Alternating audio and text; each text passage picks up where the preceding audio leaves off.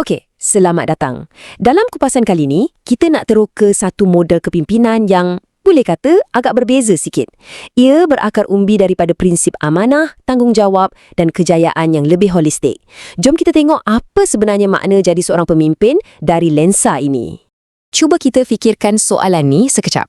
Selalunya, bila kita cakap pasal kepimpinan, apa yang terlintas? Kuasa, otoriti, pangkat, kan?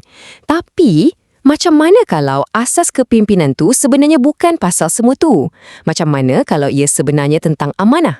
Sesuatu yang lebih mendalam, yang berasaskan kepercayaan dan satu tanggungjawab yang suci. Soalan inilah yang akan jadi bingkai untuk perbincangan kita hari ini. Baiklah, untuk faham kepimpinan dari perspektif Islam ni, kita kena mula dari dasarnya, dari akarnya. Sebab ia bukan semata-mata pasal strategi pengurusan atau nak capai KPI. Tak. Ia bermula jauh lebih awal, dari satu pandangan yang unik tentang tujuan kita dan peranan kita kat dunia ni. Semua benda ni bermula dengan satu konsep teras. Tauhid. Inilah paksinya. Apa maksudnya? Maksudnya, dalam kerangka ni, kerja, pengurusan dan kepimpinan semuanya tak boleh dipisahkan daripada iman. Setiap tindakan kita, tak kisahlah dalam bilik mesyuarat ke atau dalam hidup pribadi, semuanya adalah sebahagian dari satu tujuan yang sama, pengabdian diri pada Tuhan.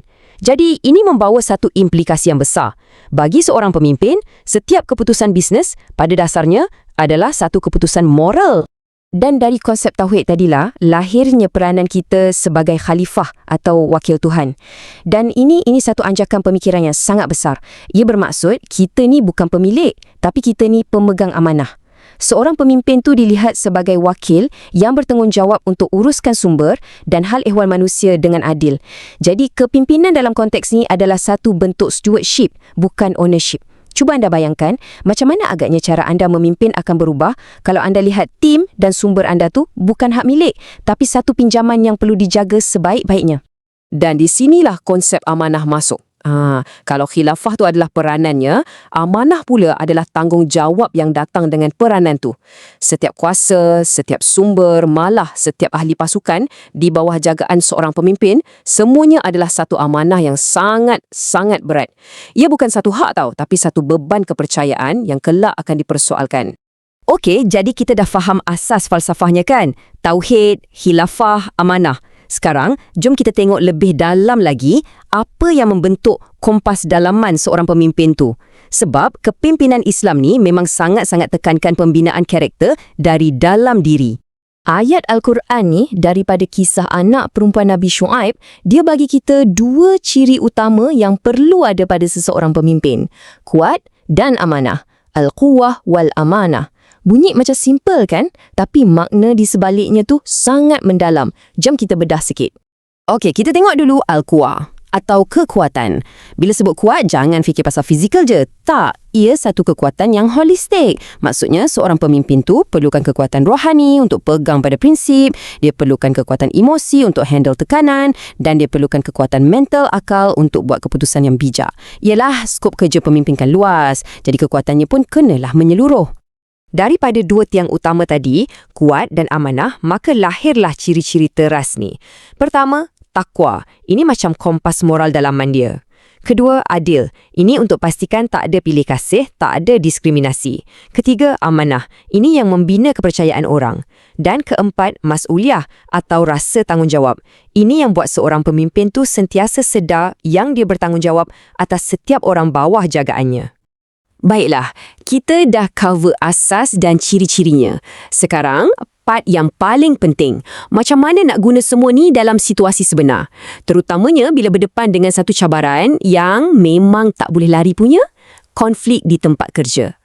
Cuba kita tengok perbandingan ni. Nampak kan beza dia ketara sangat? Kalau kita lihat pendekatan Islam, fokus utamanya adalah keharmonian dan hubungan. Matlamatnya bukan setakat nak selesaikan masalah, tapi nak pulihkan balik ikatan antara orang. Orientasinya lebih kepada kumpulan, bukan individu semata-mata. Dan asasnya adalah nilai-nilai murni, bukan sekadar undang-undang atau kepentingan diri. Okey, untuk faham benda ni dengan lebih praktikal, kita boleh guna satu model pengurusan konflik yang popular, iaitu model rahim. Kita akan tengok model ni tapi melalui lensa nilai-nilai Islam yang kita baru bincang tadi. Model ni senang je nak faham. Ia berdasarkan dua paksi. Pertama, tahap prihatin kita pada diri sendiri dan kedua, tahap prihatin kita pada orang lain.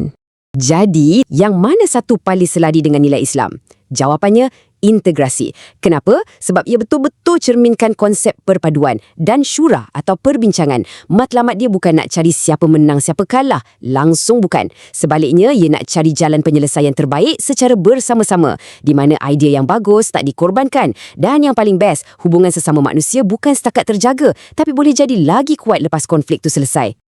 Okey, kita dah sampai ke bahagian terakhir. Cukup dengan teori, sekarang kita fokus pada amalan. Macam mana seorang pengurus, terutamanya yang baru, boleh terapkan semua konsep hebat ni dalam kerja harian dia? Ingat tak tadi kita ada sebut pasal mas'uliyah atau tanggungjawab? Sebagai seorang pengurus, inilah teras kerja anda.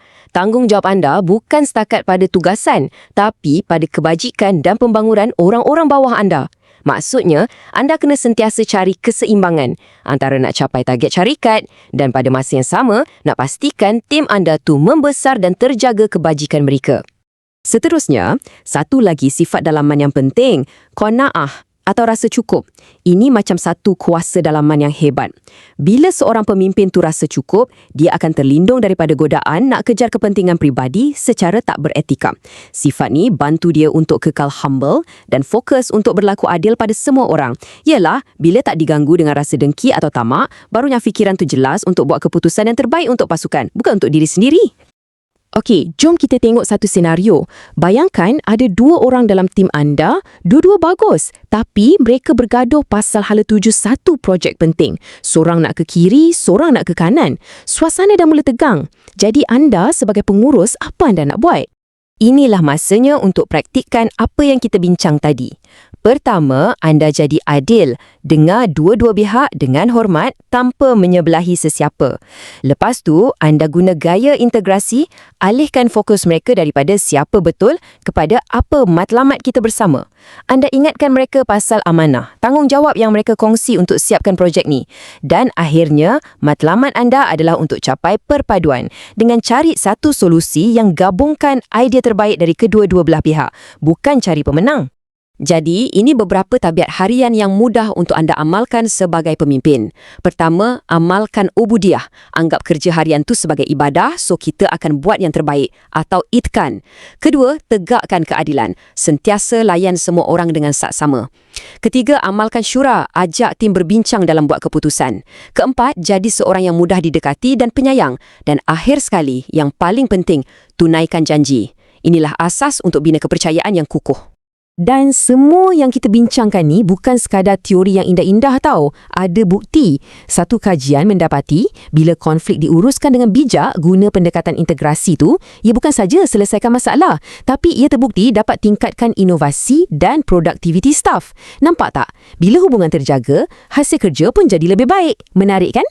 Sebagai penutup, saya nak tinggalkan anda dengan satu soalan untuk difikirkan. Tak kira sama ada anda dah jadi pemimpin atau baru nak jadi pemimpin, cuba renungkan macam mana prinsip amanah, tanggungjawab dan kekuatan holistik ni boleh ubah cara anda memimpin dan berinteraksi dengan orang sekeliling anda. Fikir-fikirkanlah. Terima kasih kerana sudi mendengar